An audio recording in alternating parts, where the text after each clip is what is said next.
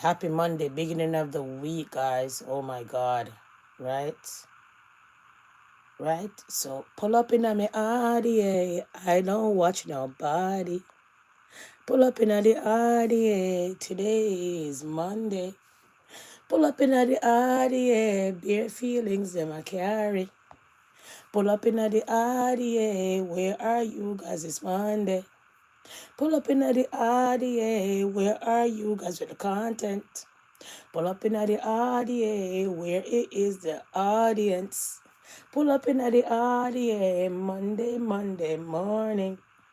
Pull up in the ladder, no feelings them I carry. Pull up in the RDA, where is everybody? Pull up in the brother, and them I carry. Pull up in the RDA, ready for drop their content.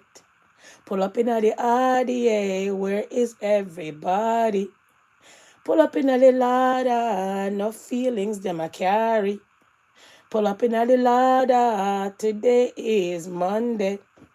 Pull up in the audio, we ready to come and talk. Pull up in the RDA, we have ready. Anyways, guys, good morning, happy Monday. Back again with another content, guys. Let's unpack this content, so to speak. More than 1 BN in EU funds using discriminatory projects, report says. All the way in Europe, we're gone, people. Remember when situation was happening, a lot of black people couldn't go on the train, couldn't go on the bus. They said, wait, and let everybody in. Remember when there was situation happening in Europe before everybody in Europe dispersed? Remember that situation? Remember those stories? Well, we all know that Europe have a little bit of a discrimination ways. And at the end of the day, we know when you think about it that discrimination is everywhere and racism is everywhere, but not when you have money funding discriminatory projects. I had to come out and shout. So I hope you guys are doing well. I hope you guys' weekend was awesome. Great. I hope you guys' weekend was really worth it. I hope you guys did everything you guys could have done to make your weekend be the weekend that you were looking for and stuff like that. I hope you got all your chores done and everything you wanted to be done on the weekend. Okay, so we're back to a new week again, and it's Monday, and we're just hoping that this week brings us right through with prosperity, happiness, and everything.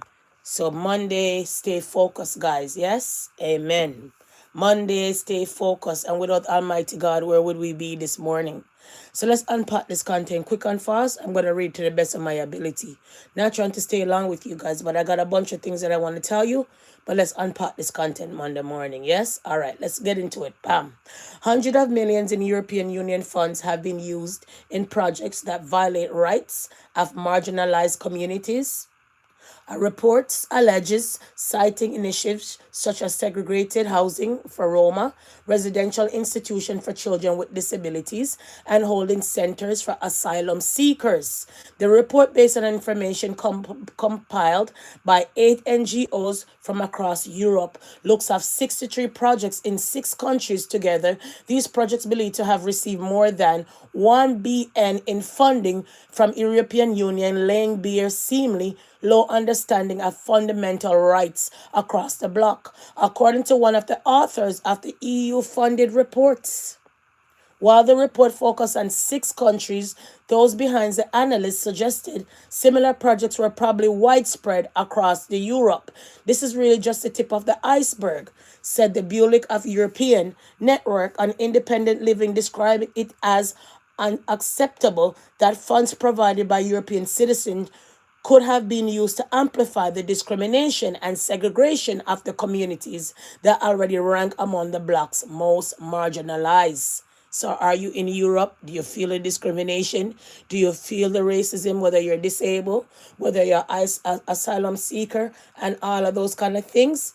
This is what the funding was doing all this time for most of these racist projects. Yes? Keep on going.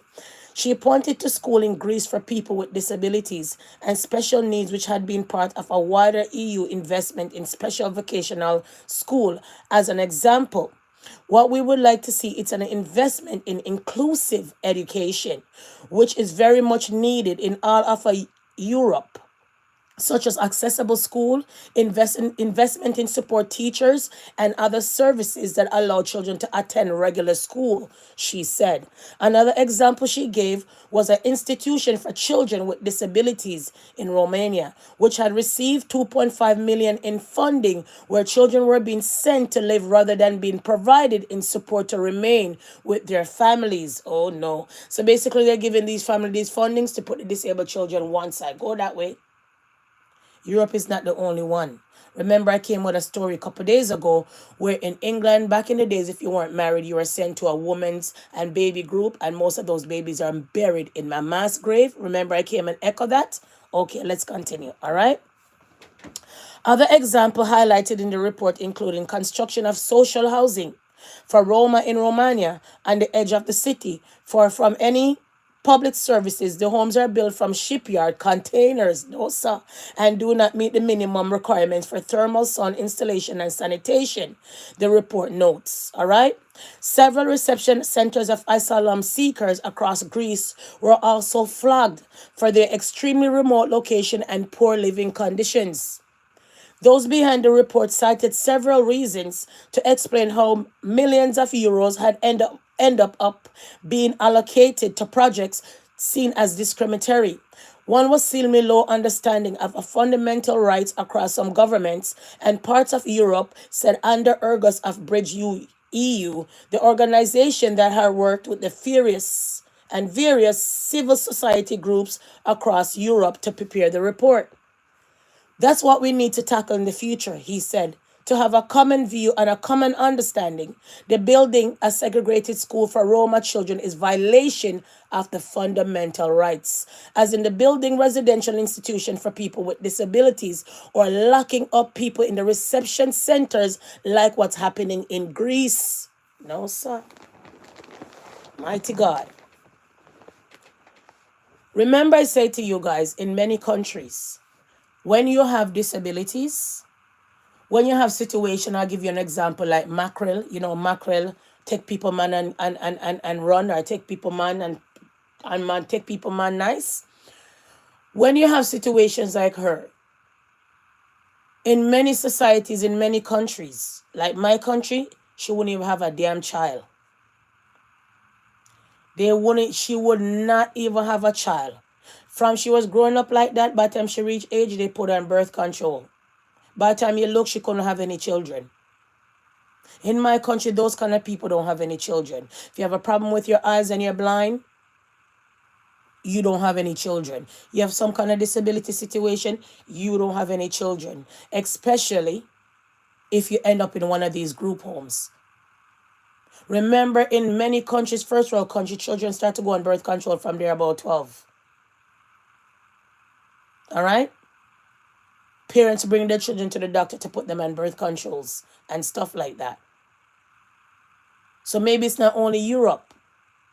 Have discriminatory practices to put their disabled people here, to put marginalized minorities here, and to put other people somewhere else. Maybe it's not only Europe. The whole world seems at times are like that, no? Right? Anyways, let's continue. The findings dovetail with the wrath of recent reports. This week, the Council of Europe said the school segregation was resulting in lower quality education. Mighty God. For Roma, noting that high concentration of Roma children in certain schools appears to the result of residential segregation, like the school that they had for Native Indians. You know, the residential school, most of them end up dying, most of them end up being molested. Almost like that. Yes? Let's continue. Oh my. Appears to be the result of residential segregation, but also for the continuing practices by school authorities to educate Roma children in separate classes or buildings. Last year, an EU agency found that the number of people with disabilities who were living in segregated, at the times, harmful, oh no, settings had increased. Many member states, while civil society organizations have repeatedly accused EU-funded refuge center for violating people's rights. When contacted, the European Commission said it was aware of findings of this week's report and was looking into it. So you see, so the people them are not lying. It is important to highlight that the Commission does not fund any organization that does not fully respect fundamental rights and values. And spokesperson said, in case of violation of applicable conditions, we have meet to determine the corporation and recover the money as necessary. The report listed projects that were under shared management, meaning the Commission relied on national authorities to ensure the legality and regularity of operation. It said both of the Europe and its member states must ensure that the projects which are incompatible with European values or pursue an illegal agenda do not receive support from government and European funds, the spokesperson added. The report highlighted serious shortcomings in how Europe funds are being managed by monitored, said Stephen Allen of the Foundation of Disability Rights Organization that also contributed to the documents. We can see the both and the Europe member states as well as the European Commission are failing to prevent EU taxpayers' money for facilitating and financing serious violation of the rights of multiple marginalization population, he said. The report release was carefully timed to come before planning takes place for the Europe Next budget, set to take effect in 2028. Its finding made it clear, and the voices of those who often go unheard needed to be included in the decision making, said Allen. Doing so could help unlock the transformative powers of Europe funding, offering the potential to building inclusive education system or overall areas such as public housing, where grievance has been linked to rise of far right. Europe funds have been potential to be the powerful tool and to provide real, tangible benefits of the Europe project to most marginalized population and the continent today, he said, and they can indeed be used as an antidote against the rise of creeping nationalism and far-right extremist politics. The funds must be better and greater targeted people. So if you never heard about that big discrimination that's happening in Europe. But remember, in Europe, when the war was happening, remember, the black people couldn't even go on the train. Black people couldn't go on the bus. They had to hold on. We all know that Europe is racist at times. So when this report came out, I'm not surprised. I'm like, you know what? Let's come and share this whole content with you guys and ask you guys, who are they telling that Europe is racist? Who are they telling that Europe is racist? Who are they telling that, guys? We all know that, all right? We all heard about that. We all saw that shortcomings of that situation when there was a war in Europe and most of the people, black folks, people that didn't look like European, wasn't allowed to go on the bus, wasn't allowed to go anywhere. They had to wait and wait and wait. So to unpack this content, to bring this content home, let's listen what they're really talking about, although I read it myself. Okay, guys, I like to read, to be honest, all right? So let's unpack this content, so to speak, and get into what I want you guys to hear, okay? Let's continue. Being singled out from the queue at border controls or subjected to a random police stop and search are among the negative events experienced by some people because of their background, skin color, religion, or citizenship. This phenomenon, called racial profiling, was highlighted in Wednesday's report by the Council of Europe's human rights monitoring body. Its experts argued the issue remains rife in Europe, but tackling it is a difficult balancing act. We've noticed that no member state of the Council of Europe is really immune from racial profiling. And we think that it's also a very delicate issue in the sense that we don't want to counter the police forces. We know exactly that we need them and we want to trust them. So that's why. So this is the report. This is part of the report that I read that came out in the week with the racial profiling, your skin color, your disability and all of that. This is what's happening now in Europe, guys. Okay, so the racial profiling was happening from long time, but it's worse now because since they found out all of these fundings are funding this discrimination, segregation of housing, disabilities, and all of that, we already know that Europe was a little bit racist at times, and we'll just say allegedly, just to protect ourselves, but we know what we know. At the end of the day, when you think about it, this just came out in the report, and if you didn't know, now you know. Let's continue. Sometimes very difficult to make them aware of this issue. Black people, migrants, Roma, and Muslims are most often victims of racial profiling. Repeated subjection to such practices leads to distrust in authorities, while lack of investigation makes victims reluctant to report, leading to a lack of data and an underestimation of the problem. In recent years, a new concern has appeared, namely facial recognition technology. Experts fear this will enhance the problem, but steps are being taken to mitigate risks.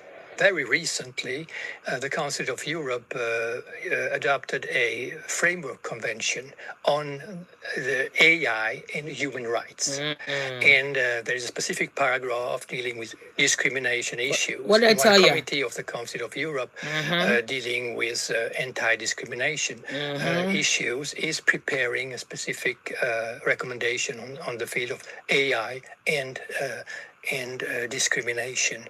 But no, it's an area of concern, of course. Of course While it is. initiatives are being taken in some countries, progress in others remains stalled. France fails to implement long-standing recommendations to effectively monitor police stop and searches, while Italy has ignored recommendations to assess racial profiling within its police forces. The Council calls on all member states to take the issue seriously, prohibit these practices by law, better train police officers, and hold people accountable. So, if you didn't know, that's what's happening now. That was part of the report from Europe and collide with that report that I gave you guys just now. So I just had to give you guys a little piece so you guys could understand what the situation is. So if you're an asylum seeker in Europe, there's racism, okay? If you're a marginalized group like Black and so on, there's racism, okay? If you're disabled and stuff and so on, you're pushed somewhere else. Instead of they give you the money to keep your disabled child or daughter or mom or dad, you're pushed somewhere else into a program. Okay, when it comes to the housing, because you're poor and needy, they make the housing out of shipwreck. Those containers are not healthy. They're not healthy. There's no isolation, and it's not proper, and it's not sanitation. So in many countries like England, people shout council housing. In many countries, people shout metro housing. In many countries, people shout housing in America. In Europe, because you're poor, falling housing, that is making out a shipwreck. So if you're not comfortable, go buy your own house and go rent your own place with your own money. I kind of like that kind of behavior, because at times when you provide certain things for people, they don't get up off their rear and go do anything. They just believe that they could sit on someone's taxes, sit on people's money, and feel like you and them the same. For example, say you live in housing. It's 30% of your income. Okay? So if it's 30% of your income, then who else is paying the rest of your rent? The taxpayers like me. So when you see me and you're out here arguing and bashing and carrying on, please leave me out of it. Because remember, without my tax money, you want to get the housing. And without my tax money, you want to have nowhere to live because I'm paying the rest. And it sounds rude, but it's the real truth. That's what it is. Okay? 30% of your income, that means you're not paying the whole market rent. You only can pay 30%. Who else is paying the rest? The government. The government don't pay anything. It's the taxpayers. Without people work in many countries, there's no taxes. Okay? So I had to come and utter that. All right? So in Europe right now, asylum seekers, oh boy.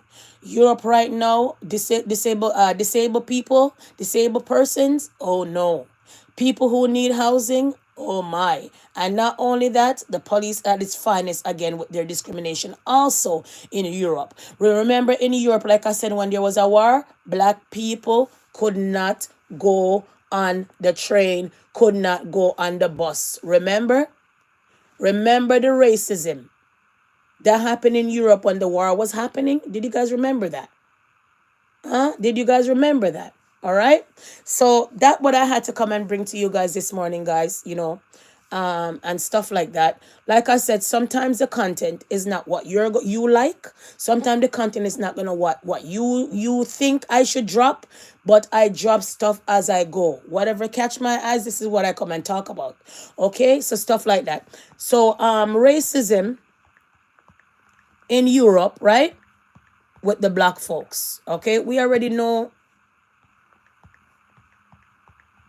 that we saw that full force when there was a war the other day.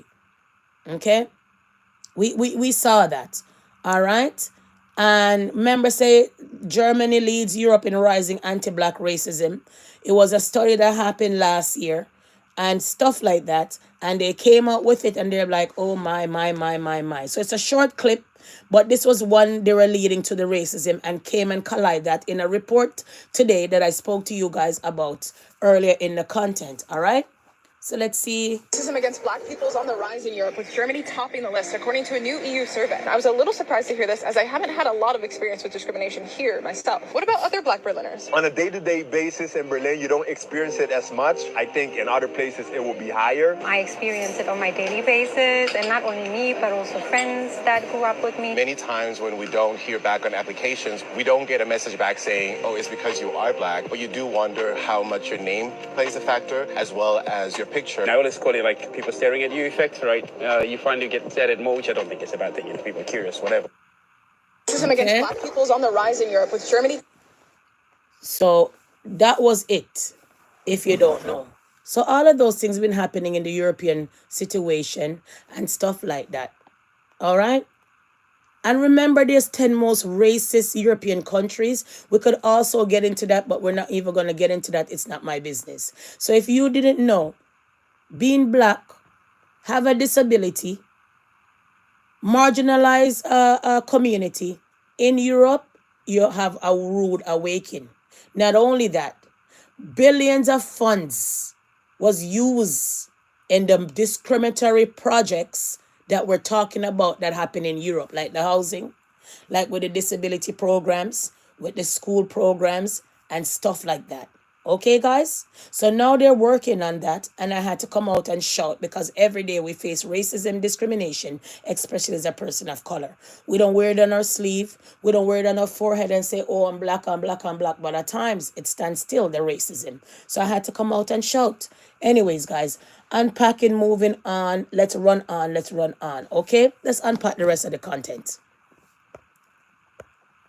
So happy Monday, guys. Thank you for stopping by. Thank you for coming around early in the morning with this content. Hope you guys they pen out really good today and stuff like that, because today is Monday and all of those kind of things, right?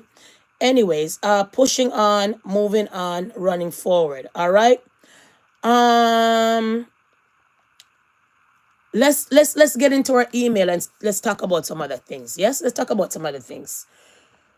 So, as you guys know, that little girl, Adrianna, from Guyana, as you guys know that there's supposed to be a new autopsy, right? Okay. As you guys know that there was a first autopsy and the family wasn't happy about the first autopsy. They decided that they wanted a second autopsy, right? All of that. But we're going to get into all of that in a minute. I just want to drop this for a second. 1 second.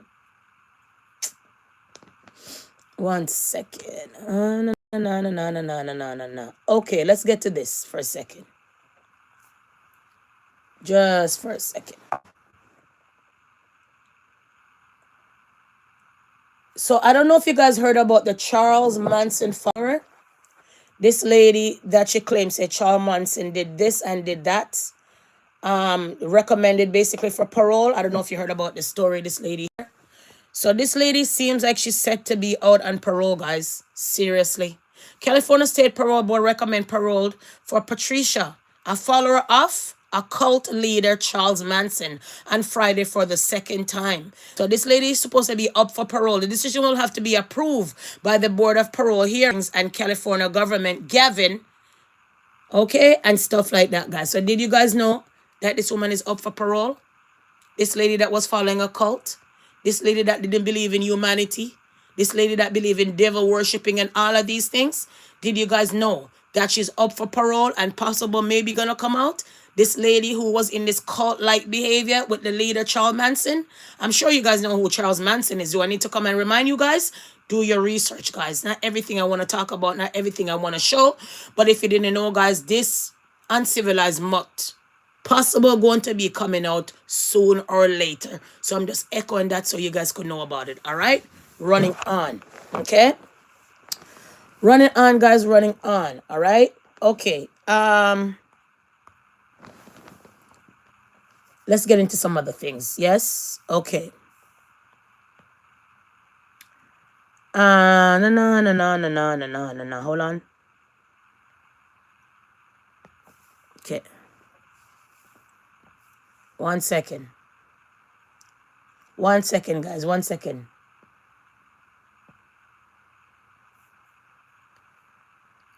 One second. All right. Come on, play for me. Let's see. Is it this one? Maybe not. So there's a search on there on this way for Grant Harding. I'll just pull it up another way. Grant Harding, a former police chief. I don't know if you guys heard about this man. But Grant Harding, come on, man.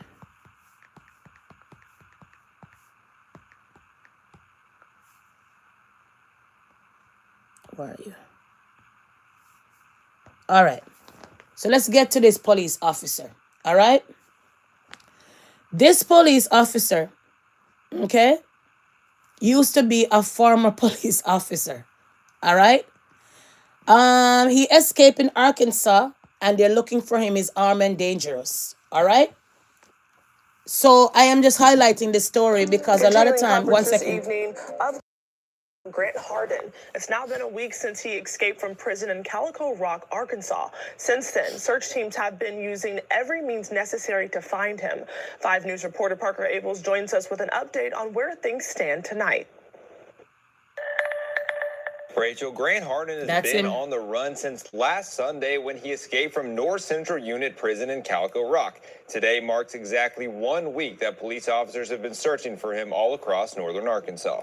On May 25th, Harden escaped using a makeshift police uniform and walked out of the prison. Harden was a former police officer and was in prison for rape and murder. And after starting the reward for information on his whereabouts at $10,000, it has since reached up to $25,000, which is where it stands now. And officers believe this is a testament to just how dangerous he is. I think that speaks to how much of a threat they view this and how dangerous. You know, we've said from day one, you know, you look at the charges that Mr. Harden had and everything. This is an individual that they do not want out on the loose. You've heard other reports of, you know, people who have had, you know, interactions and dealing with him in the past. And kind of the things that they. Could you imagine? In such a large area. This is literally trying to find a needle in a haystack.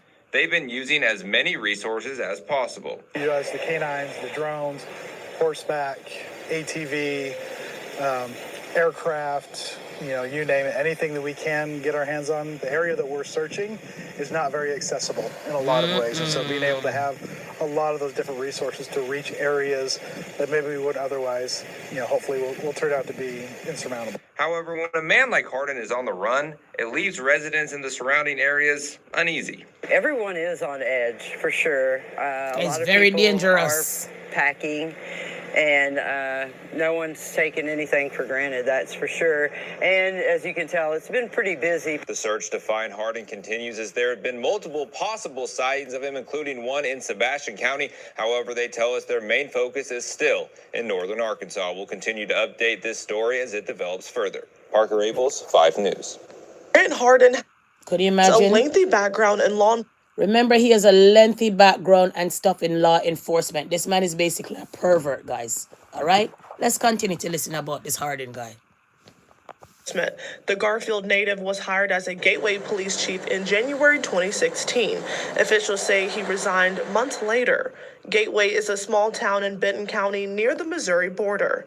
Before becoming chief for the Gateway Police Department, court records say Harden also worked at Fayetteville Police Department, Huntsville Police Department, and Eureka Springs Police Department. He didn't need to be a police officer at all. I was going to terminate him, but he resigned, and he was caught lying on a police report. Earl Hyde spent nearly 2 decades with the Eureka Springs Police Department and says while he didn't hire Harden, his past was full of red flags. Notably, he had gone the wrong way on a narrow, windy one-way road and had a head-on collision with 2 elderly ladies. While I was at the sheriff's department, he had gone to Berryville and broken into his ex-girlfriend's apartment while he was on duty in his patrol car and vandalized it. According to Benton County records, Harden served 2 terms as constable for District 1 from 2009 to 2010 and 2013 to 2014. He also worked as a correctional officer at the Northwest Arkansas Community Center in Fayetteville from November 2016 until his arrest for murder in February 2017. The center was the all-female facility during the time Harden worked there. Wow. Could you imagine, guys? Could you imagine? So this is an officer that worked in a correctional facility before and used the same uniform that he used to be in before he resigned to go and escape. Then who let this man out? He couldn't just escape on his own like that. Could he have? I don't think so. Not at all. Anyways, people, let's unpack this rest of this content because I gotta run Monday morning anyway, right? And I'm sure you guys got a bunch of stuff to be happening and stuff like that. Okay. I want to say this. I want to interject for a second before we run on. Somebody messaged me yesterday and they want to tell me about someone. I'm not interested, guys, to be honest. I don't care about those people. Yeah? I don't know those people from a can of paint. I never know them. They claim say they know me. So whether they appear or they disappear or they're lost or they're found has nothing to do with me. Those people would never, ever be a part of me, be a part of conversation with me, be a part of some kind of come together with me. People like those I don't penny. People like those, like I said, way older than me. People like those who are supposed to do way better than me because they've been having handouts all them life. So please, if you guys see them appear, don't be surprised. If you see them run about, don't be surprised. Remember, I'm on my channel and I start the channel. So anything I do, people most likely, they decide that they want to follow up people. They decide that they want to follow me up and realize I'm on a channel and they decide that they want to do whatever they want to do. It's up to them.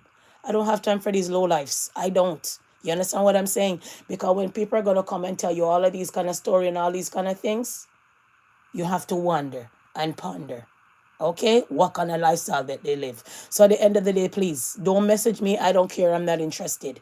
If when I look problem, I'm not looking any. And if when I look trouble, I am not looking any trouble. I just know that I am a grown-ass person and I have the right to go outside anytime I want. I know that I'm not wanted. I know that I'm not in problems with people. So anywhere I feel like I want to take my 2 foot or anywhere that I want to take my vehicle and go, I have the right to do so. The last time I check, I can't tell when my mom and dad beat me or give me any spanking. So I have the right to go anywhere. And then the next thing is, if you're in the house and I'm beat on the kids, I don't see one go see me outside and beat me the way I see it. Okay?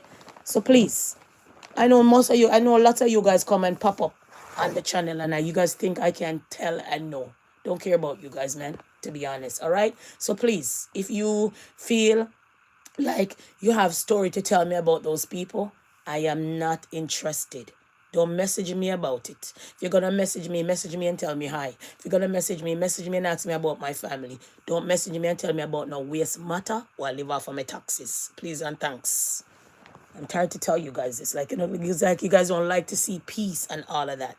So I had to interject people because I had to come and put this out because obviously people them know that I'm on the channel and they want to message me about some nonsense and I'm not interested. Okay? I am not interested. All right, please let me do my content in peace, man. You guys see me over here and I'm doing my content in peace. Let me be.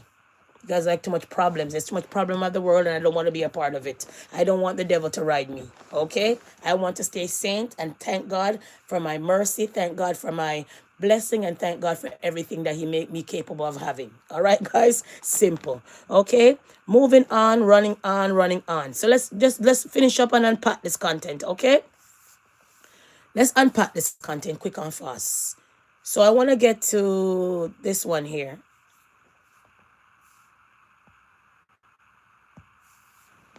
But seems like why you not okay. So let's get to this one, guys. Omega McDonald's Jr. Okay, let's get to that one. Just for a second. So I don't know if you guys heard about the football player who drowned and now his brother got shot. Did you guys hear about that story? There's a lady crying out, my sons are gone. Man killing South Phoenix was brother of a football player who drowned. Did you guys hear about that story? The Omega McDonald's Jr. 21 was shot in Phoenix on May 27. McDonald's Jr. was the older brother of Christopher Hampton, who drowned in 2023 while on a trip with the Seizure Chevrolet High School football team. Did you guys hear about that? Did you guys hear about that? Did you guys hear about that? 1 second. I'll give you guys a preview of what I'm talking about, okay? So this is what I'm talking about, guys. Did you guys hear about it?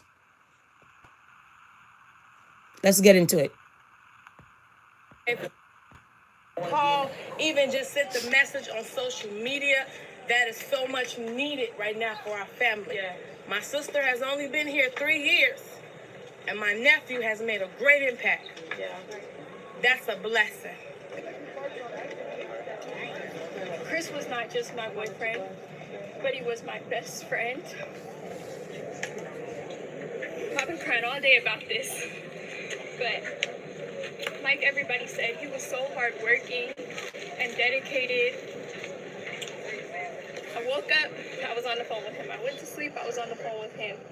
And he encouraged me to be better in what I did in every little thing. We're gonna miss our baby, but we are trusting in the Lord. He's gonna give us strength, all of us strength to get through this. That's all I want to say. Hallelujah. He said, Coach, when I get on that field, varsity season, I'm gonna make you proud. And I told him that light switch finally went off. And I told you, I said, I'm just super proud of it. I just want everybody to remember, we lost a good one. We lost a real good one. Yeah. Let's release these balloons in memory of Christopher Hampton, the all-star. Oh, man. Yes. The greatest of his time. Yes. People, could you imagine as a mother, you just lost 2 children like off the bat, by one, one from drowning and one from gunshot. Most of our black sons nowadays days are going to end up dying by the hands of their peers, die by the hands of their own black brothers and sisters. I'm not sure what these black children are fighting with guns for. I am not sure what do they want with the guns. I am not sure what block or what avenue or what turf they're fighting over. Because when you hide, nobody owns that turf, not even their grandmother or their foreparents. So a lot of time these people are fighting over a block, fighting over who's blue from who's red, fighting over who's this, who's that. And when you hide, 2 lives gone on the drain. Either you gone to prison and the other one is dead, and 2 moms out here with a lost cause. Black folks, black brothers, black young men, why are you guys keep on unpacking so much guns? I am not sure. Let's continue. Let's move on. Okay? Let's continue. Let's move on. All right? 40 minutes in of the content, yes? Let's drop some stuff out of this phone. Quick and fast, all right? So apparently, the Adrianna situation, okay? The parents are not happy. But before we get into all of that, we want to get to this one here. Civil rights pioneer Gerald Jones dies at 70, remembering for breaking barriers. So if you guys didn't know this man, Gerald Jones, a trailblazing civil rights lawyer and judge from Norfolk, dies at 70. This man fight tooth and nail for the black community at times. So if you never know one of your civil rights pioneer died, now you know. You should have this in history. You should teach your children about this, and you should know who your civil rights pioneers are.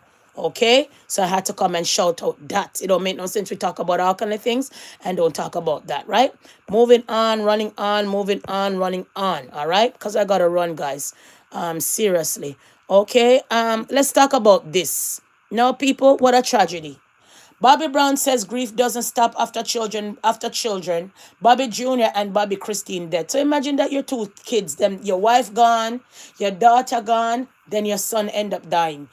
Did they sign their soul off to the devil somewhere? Did the devil come and collect? What happened? Imagine that you're out here, your wife dead, your daughter dead, now your son dead. Could you imagine? What a heartache. I don't even know where to begin when it comes to this Bobby Brown hymn. What can a man do so in life while you lose all your children? Huh? Anyways, let's continue. Okay? Let's continue and unpack this content. All right? So I had to air that out since we're talking about death, right? Might as well. All right? Also, one second, where is it? Also, guys, you guys know that there was a new autopsy. Okay? There was a new autopsy when it comes to the Adrianna situation. Okay? Let's unpack this. I'm just going to wrap up this live with this. All right? Because I got to run, guys. I don't have all day. I'm always busy. 7 days a week, most of the time I'm busy. One of these days, you guys will figure it out why I'm so busy. But anyways, neither here nor there. I'm always busy, guys, to be honest. The more I keep my mind occupied, the more I'm busy. Less time for the devil to idle, right? Because an idle mind is the devil's playground, and you guys know this, all right? Okay, so remember that there was an autopsy done when it came to the Adrianna little girl in Guyana, all right? And we get to understand that the mother or the aunt was not happy about the situation, so there was a next autopsy. We found out in the autopsy, seems like it's not drowning. Seems like somebody placed her in the water. She never drowned in the pool. Let's unpack this Adrian situation, why there's a second autopsy, and what happened to the second autopsy and the findings, okay? And the findings. Let's continue. As we continue to bring you live updates here in Georgia on the second autopsy of Adrianna Young, I have with me here Miss Lewis, who is the very outspoken aunt of Adrianna Young. Miss Lewis, thank you for gathering the strength to speak with me. I first want to ask, you have seen that the police have concluded their investigation in this matter. That's listen, let me talk to someone first. Is the family accepting that? If not, why not? All right, so thank you for having me. No, the family is not going to. Oh, what happened here? Sorry, guys. Oh, no. What happened here? I'm sorry, guys. What happened here? Oh, no.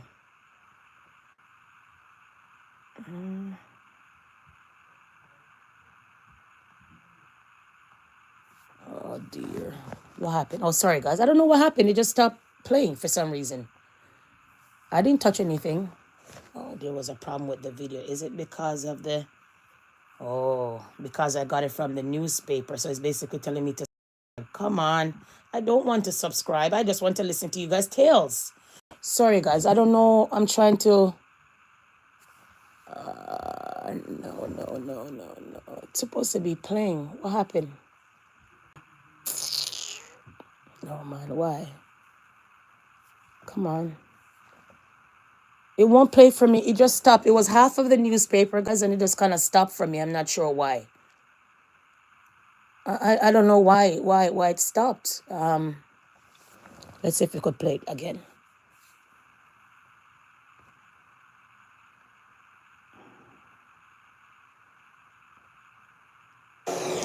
Let's try to see. As we continue to bring you live I'll hold it instead of put it down. In Georgia, on the second autopsy of Adrianna Young, I have with me here Miss Lewis, who is the very outspoken aunt of Adrianna Young. Miss Lewis, thank you for gathering the strength to speak with me. I first want to ask, you have seen that the police have concluded their investigation in this matter. That's basically what they're saying. Is the family accepting that? If not, why not? All right, so thank you for having me. No, the family is not going to accept that. I listened to Dr. Todd briefly, and I want to also state that that's not the police territory, all right, to decide, to conclude that. The family has had many, many questions that are not answered. They have been left unanswered.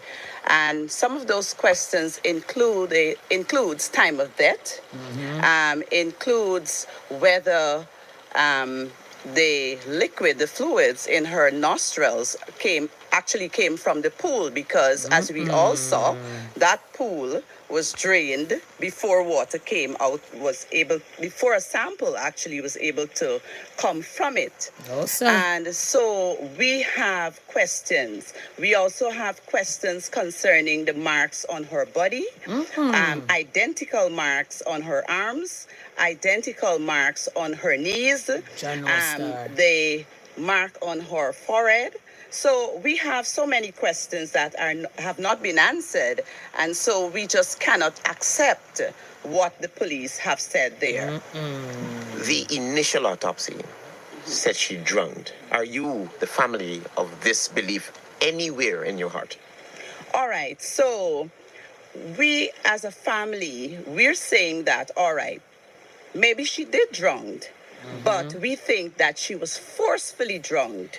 We know that she was definitely not drowned in that pool.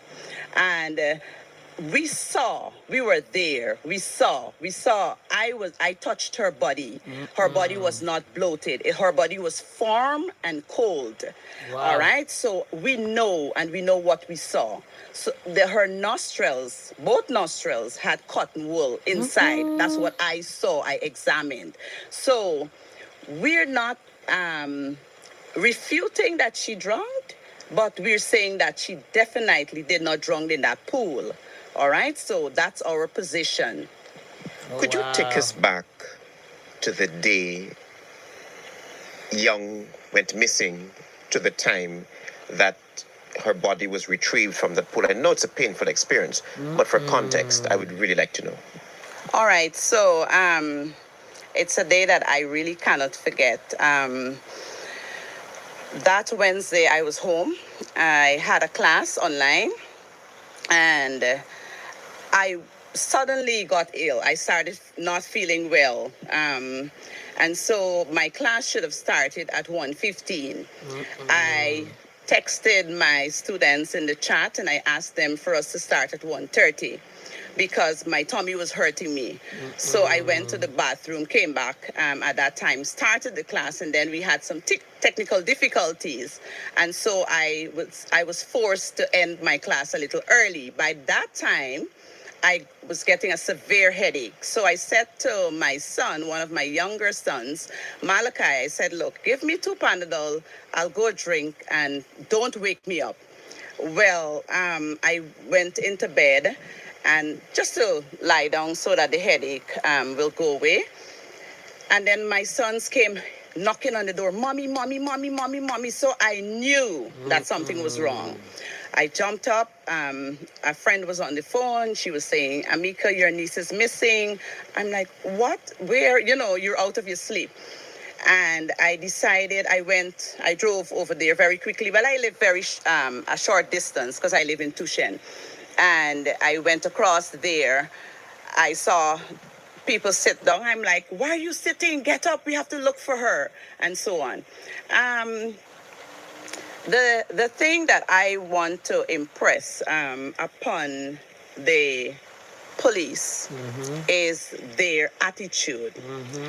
And their attitude towards this family and their attitude towards the owner.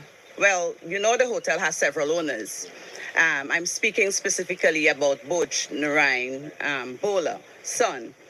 Because while I was there, we had a very small crowd initially, family members, neighbors, and so on, who came out. And while I was there, son was just on his phone. Then you saw one police come up and talk with him. And then, nobody came to us to say, all right, what can we do to help?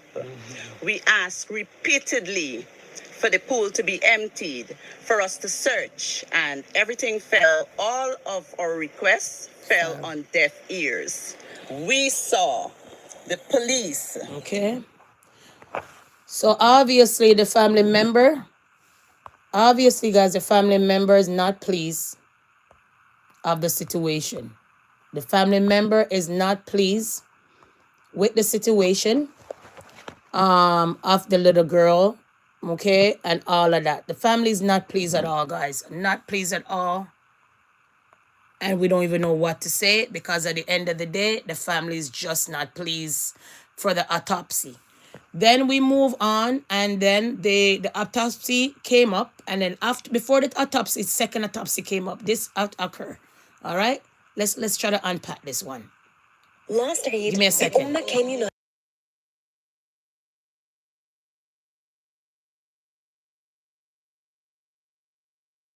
I had to mute you Very guys good called afternoon to commercial, you, yeah? wherever you're joining this live broadcast from.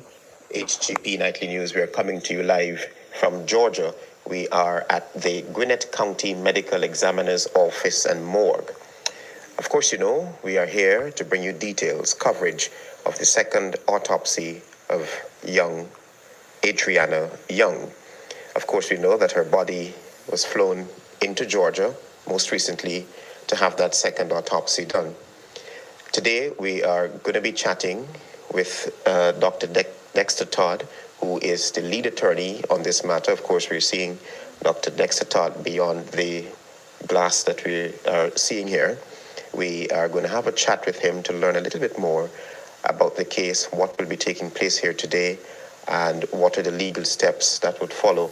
If Dr. Todd can just join me for a quick minute, so we can have a little rapport as to the expectations of the second autopsy, the legal proceedings to follow. I'm not dragging it out this at all. Certain aspects of the first autopsy, hours ahead of Adrianna's second autopsy. As a former policeman yourself, how does this resonate? This second autopsy is also an opportunity to get more information. We are not at this stage going to preempt what the results will be. The police, they have an obligation under the law to investigate and not to refuse any information in the investigative process. So where the police is preparing to submit a file for advice at the Director of Public Prosecution's office, I believe it's in the public's domain by now that a review or a second autopsy is going to be conducted. Yeah. And that also is information that the police, of course, must take into consideration. And so at the appointed time, when the results are available, from whatever tests to be conducted are all completed and are available, those will also be submitted to the police. It is not for the police to reject anything at this stage and to say that we have closed investigations and we will not accept information coming now. I know I've read a lot of information in the. Seems like the police close the case and say drowning, full stop, and that's it. And the family is not happy with it. So there's a second autopsy. Second autopsy came back, and obviously the second autopsy came back, guys, and the second autopsy says it's not drowning, guys. Oh no. Let's get to the second autopsy all the way in Georgia. Okay? Family is not playing. The family said, you know what? We're not joking. The police are lying. Let me meet you guys.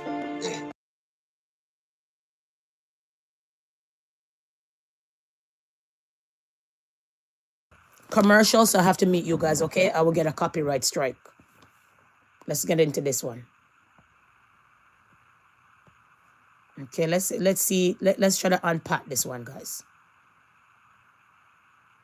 Notes that I would like you to just clarify for the viewing public in the Cooperative Republic of Guyana and those who are joining us from the wider viewership.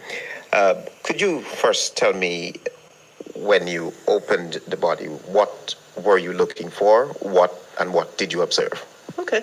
Well, I guess, first of all, let me say thank you for having the confidence in allowing me to conduct this examination. I know this is a very sensitive topic, and as with every case, I do the best I can in doing the examination.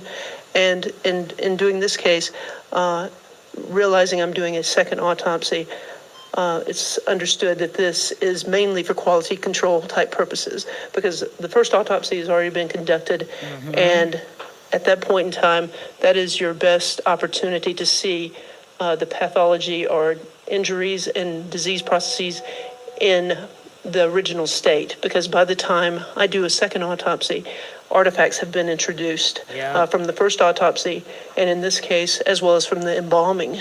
But in doing this examination, first of all, I'm making sure that the first examination was conducted correctly and thoroughly, and it appeared that it was. There are some minor differences in how techniques of dissection, but I think the first examination was conducted thoroughly. And as I'm doing this examination, first and foremost, I'm looking for any trauma to the body, and making sure that there is no trauma that has been overlooked in the first examination. And also in going through the previously dissected organs, looking to see if there's any trauma to them, as well as any disease processes at play. And also at this point in time, I'm collecting specimens in case additional testing needs to be done. Again, realizing the optimal specimens are from the first examination, but I'm conducting this examination. I over-collected things, but again, I don't get a second chance to go back and be thorough. So those are the things that I was mindful of in the course of doing this examination. And did you find any evidence of trauma? Listen. No, I did not. Secondly, the first autopsy ruled that Adrianna Young drowned. Would you come to that conclusion?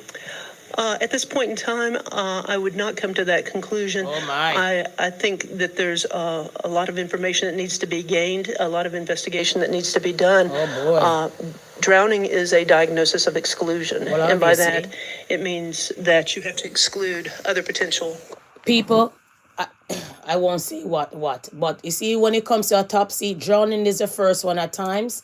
They push out, same as suicide is the next one. When they want to hurry and close the case, especially if they found you in a body of water, drowning. When they feel like, say, something is not too right, blah, blah, blah, they shout out suicide. That happen a lot. That's just one thing to just put out there and close the file. Okay, guys? Let's continue. Causes of death. And oftentimes, when a body is found in water, the assumption is that the person has drowned. There is nothing at autopsy that is diagnostic of drowning. So again, that's what I mean by saying drowning is a diagnosis of exclusion. Told you. And in this case, what I have been told regarding the circumstances are so suspicious that I really think that there needs to be a very thorough investigation. And I would want to know the results of, say, toxicologic testing or drug testing from the first examination, as well as any additional testing that was done in accordance with the first autopsy. So you would be very reluctant to say that this child drowned? Yes, I would. Based on the circumstances that are reported to me, I would. And you would recommend a thorough criminal investigation? Of course, this is criminal. Murder case, this. I also observed that you mentioned that... Anyways, guys, I'm not going to unpack anything more. Seems like my screen is blank. I can't get anything on my screen other than this green screen. I'm not sure why. I was going to come back up my live and come back in and see what happens. Let's try this. I'm going to go back up my live and come back in and see what happens. Give me a second. The live, and I came back in. Let's see if it'll make me see. Nothing is on my screen. It's only giving me a green screen, guys, so I'm going to wrap up this live quick and fast, okay? I am going to wrap up this live because I can't get anything. See, not even the green screen will even come back on. See it? There. Nothing. As you guys can see, if I can't see on my screen, that means you guys can't see either. Okay? See? Not even, oh, this only the green screen came back. Guys, I'm gonna pack up this content, eh? I can't show you guys anything else. I'm only seeing the green screen. All my pictures, all my other stuff that I was going to show you guys, I can't see it. So I'm going to pack up this live. Thank you for stopping by. I can't even give you guys your respect, your big up, your thank you, because none of that is not showing on the phone. I am not sure why. So at the end of the day, I'm going to pack up this content. Okay, guys? Thank you for watching. All right? And all of that. I really appreciate it. Before we end up off of this live, we want to go to Monroe County. Medical examiner office mistakenly tells father his missing daughter is dead. We want to get to that medical examiner office for a second, and then we're just going to wrap up this live. Okay, guys? I'm sorry about that. Tomorrow, I'm sure the live will be better. Okay? Let's unpack all the way in Monroe County. Let's go Monroe County for a second, because this one is in my email, and then I'm going to wrap up the live. Okay, guys? Thank you for stopping by. Okay, 1 second. Nobody.